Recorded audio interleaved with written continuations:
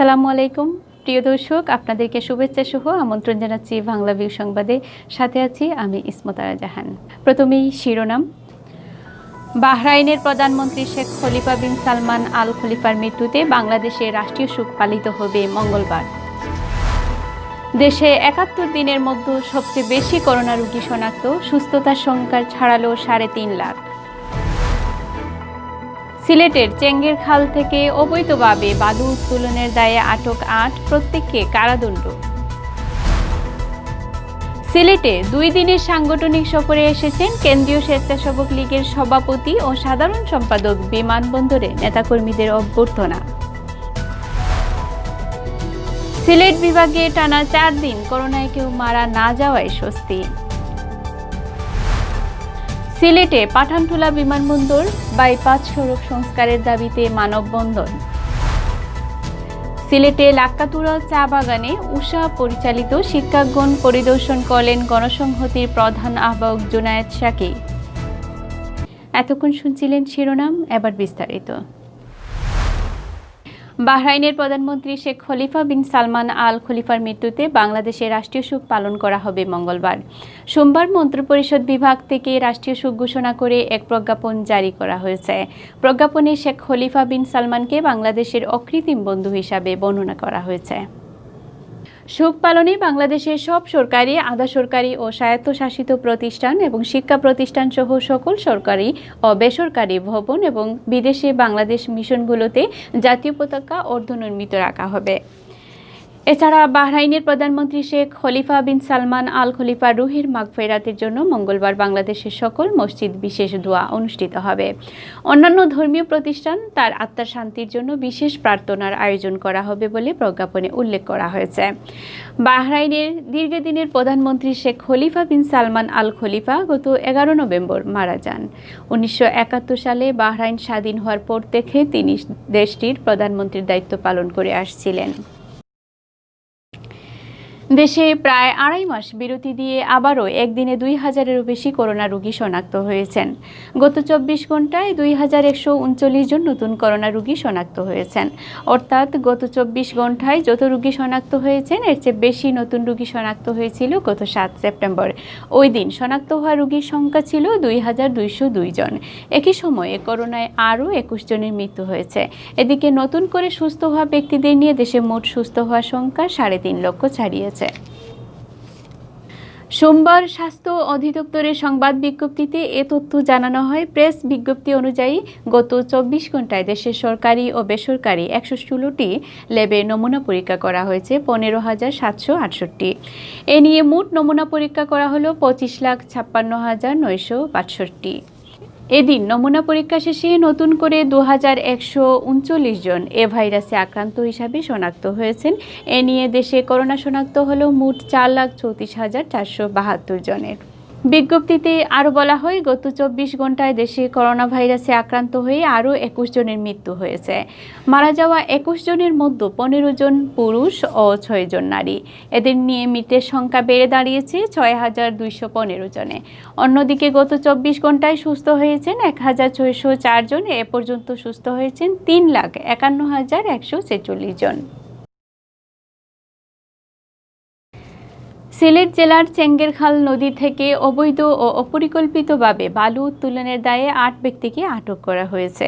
পরে তাদের প্রত্যেককে ১ মাসের কারাদণ্ড দিয়েছেন ভ্রাম্যমাণ আদালত। সোমবার সকালে বিশেষ অভিযান পরিচালনা করে অভিযুক্তদের এই শাস্তি প্রদান করা হয়। সিলেট সদর উপজেলার চেঙ্গেরখাল নদী বড়খাল নামক স্থান থেকে ড্রেজার মেশিন নিয়ে অবৈধভাবে বালু উত্তোলন হচ্ছে এমন খবর পেয়ে অভিযানে যায় ভ্রাম্যমাণ আদালত। অভিযানে নেতৃত্ব দেন নির্বাহী ম্যাজিস্ট্রেট ও সহকারী কমিশনার শবনম ফারিয়া। তাদের সহায়তা করে জালালাবাদ থানায় পুলিশের একটি দল। এ সময় বিশেষ অভিযান পরিচালনা করে অপসারণ করা হয় কয়েকটি বাল্কহেড ড্রেজার সহ বালু বহনকারী ২টি কার্গো ট্রলার।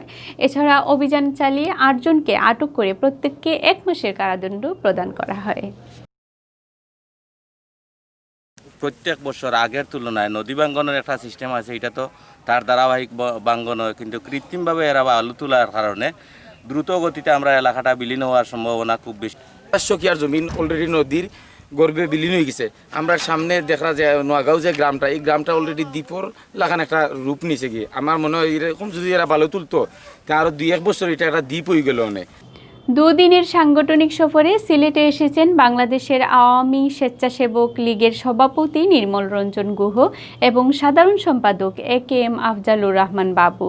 সোমবার দুপুরে অভ্যন্তরীণ একটি ফ্লাইটে করে সিলেট ওসমানী বিমানবন্দরে এসে পৌঁছান তারা। এ সময় ভিআইপি লাউঞ্জের বাইরে তাদের অভ্যর্থনা জানান জেলা ও মহানগর স্বেচ্ছাসেবক লীগের বিভিন্ন পর্যায়ের নেতাকর্মীরা। সিলেটে এসেই কেন্দ্রীয় নেতৃবৃন্দ হযরত শাহজালাল রহমতুল্লাহ মাজার জিয়ারত করেন। পরে দুপুর 2:30টায় তারা সিলেট স্টেশন ক্লাবে জেলা ও মহানগর আওয়ামী লীগ নেতাদের সাথে মত বিনিময় শেষে মধ্যাহ্নভোজে অংশ নেন। বিকেল 4টায় সুনামগঞ্জ ও সন্ধ্যা 7টায় হবিগঞ্জ জেলার স্বেচ্ছাসেবক লীগের নেতাকর্মীদের সাথে সভা করেন কেন্দ্রীয় নেতৃবৃন্দ। সিলেট জেলা পরিষদ মিলনায়তনে এসব সভা অনুষ্ঠিত হয়। সভা শেষে রাতেই তারা মৌলভীবাজারের পথে রওনা দেন। মৌলভীবাজারের সভা শেষে মঙ্গলবার বিকেল 3টায় সিলেট জেলা এবং বিকেল 4টায় মহানগর স্বেচ্ছাসেবক লীগের কার্যকরী কমিটির সভায় যোগ দেবেন কেন্দ্রীয় নেতৃবৃন্দ। সভা শেষে রাতেই তাদের ঢাকায় ফেরার কথা রয়েছে। ওসমানী আন্তর্জাতিক বিমানবন্দরে ভিআইপি লাউঞ্জের সামনে তাদের অভ্যর্থনা প্রদানের সময় উপস্থিত ছিলেন কেন্দ্রীয় স্বেচ্ছাসেবক লীগের সহ সভাপতি সুব্রত পুরকায়স্থ, সিলেট জেলার সভাপতি আফসার আজিজ, সাধারণ সম্পাদক জালাল উদ্দিন আহমদ কয়েস, মহানগরীর সভাপতি কাউন্সিলর আফতাব হোসেন খান ও সাধারণ সম্পাদক দেবাংশু দাস মিটু সহ বিপুল সংখ্যক নেতাকর্মী।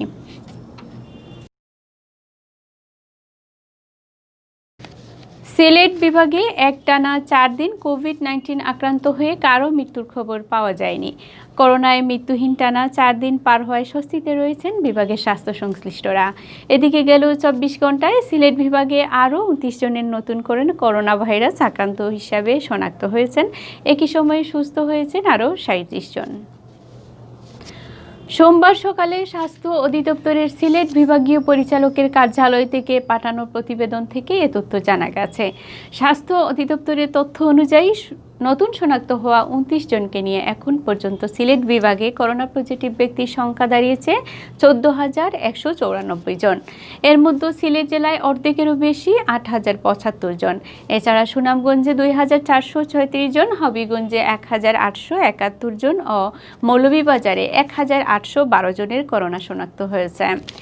গেল 24 ঘন্টায় সিলেট বিভাগে সুস্থ হয়েছেন আরও 37 জন। এখন পর্যন্ত সিলেট বিভাগে সুস্থ হয়েছেন 12,916 জন।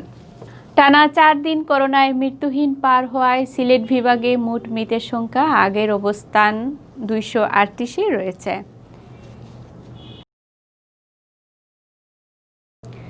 সিলেট নগরীর পাঠানটুলা বিমানবন্দর বাইপাস সড়ক সংস্কারের দাবিতে মানববন্ধন করেছেন স্থানীয় বাসিন্দারা।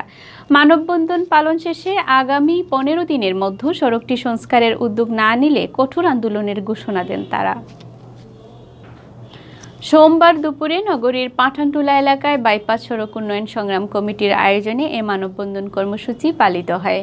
মানববন্ধনে বক্তারা অভিযোগ করে বলেন, গত 3 বছর আগে এই সড়ক সংস্কারের কাজ স্থানীয় সরকার প্রকৌশল অধিদপ্তরের অধীনে শুরু হলেও করোনার দোহাই দিয়ে কিছুদিন পরেই তা বন্ধ হয়ে দেওয়া হয়। এখন পরিস্থিতি মোটামুটি স্বাভাবিক হলেও কাজ শুরু হচ্ছে না। এই সড়ক পুনর্নির্মাণ কাজ শুরু করে বন্ধ করে দেওয়ায় মানুষের কষ্ট আরও বৃদ্ধি পেয়েছে। আব্দুল জব্বার মদুইয়ের সভাপতিত্বে ও দুলাল আহমদ কয়েসের পরিচালনায় মানববন্ধনে প্রধান অতিথির হিসাবে বক্তব্য রাখেন 8 নম্বর ওয়ার্ড কাউন্সিলর মোহাম্মদ ইলিয়াসুর রহমান ইলিয়াস। এ সময় আরও উপস্থিত ছিলেন ইউপি সদস্য সিরাজ মিয়া, লিয়াকত আলী খান, শুকুর মিয়া, সিরাজ মিয়া সহ স্থানীয় বাসিন্দারা। সিলেটে লাক্কাতুরা চা বাগানে ঊষা পরিচালিত শিক্ষাঙ্গন পরিদর্শন করলেন গণসংহতির প্রধান আহ্বায়ক ও গণতান্ত্রিক আন্দোলনের নেতা জুনায়েদ সাকি। তার আগমন উপলক্ষে বৃহস্পতিবার ঊষা পরিবারের উদ্যোগে আলোচনা সভার আয়োজন করা হয়। আলোচনা সভায় প্রধান অতিথির বক্তব্যে জুনায়েদ সাকি চা শ্রমিকদের অধিকার প্রতিষ্ঠা সংগ্রামে সবসময় তাদের পাশে থাকার অঙ্গীকার ব্যক্ত করেন। এছাড়া তিনি প্রান্তিক জনগোষ্ঠীর এসব শিশু কিশোরদের বেড়ে ওঠা সহ উচ্চশিক্ষার ক্ষেত্রে সবসময় সহযোগী হিসাবে পাশে থাকার আশ্বাস দেন। সভায় বক্তব্য রাখেন চা শ্রমিক ছাত্র কল্যাণ পরিষদের সাধারণ সম্পাদক বিক্রম রায়, ছাত্র ফেডারেশনের সাধারণ সম্পাদক জাহিদ সুজন, উষার শিক্ষিকা খাইদেম স্মৃতি ও উষার পরিচালক নিগাত সাদিয়া। এছাড়া সভায় উষা পরিবারের শিক্ষার্থী, অভিভাবক, শিক্ষক পরিচালনা পরিষদের সদস্য সহ লাক্কাতুরা, মালনিচড়া ও দলদলি পঞ্চায়েত কমিটির সদস্যরা উপস্থিত ছিলেন। এদিকে বৃহস্পতিবার সন্ধ্যায় নগরীর জিন্দাবাজারস্থ একটি হোটেলে আগামীর বাংলাদেশ শীর্ষক এক মত বিনিময় সভা অনুষ্ঠিত হয়।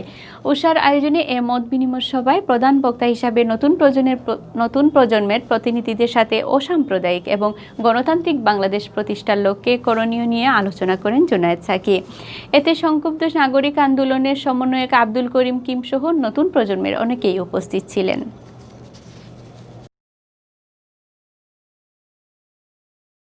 এতক্ষণ শুনছিলেন বাংলাভিউ সংবাদ। এরপর প্রচারিত হবে সিলেটের আঞ্চলিক ভাষার সংবাদ।